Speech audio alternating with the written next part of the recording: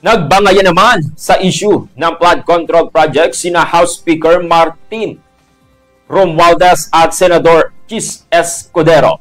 Sa privilege speech ni Escudero sa Senado, inakusahan niya si Romualdez na nasa likod ng umano'y script at sarsuela para ilihis ang sisi mula sa Kamara at ituro sa Senado. Git ng dating House Speaker, ang talumpati ay hindi expose kundi DDS script o politikang galaw para sumipsip kay Vice President Sara Duterte bilang paghahanda sa 2028 elections. Dagdag pa ng Speaker, wala siyang itinatago at handa siyang humarap sa anumang investigasyon.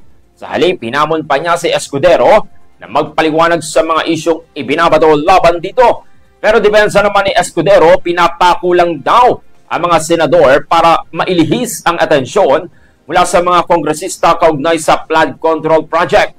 Itinuro rin niya si Romualdez bilang nasa likod ng umunoy plano batay sa testimonya ng isang retiradong sundalo.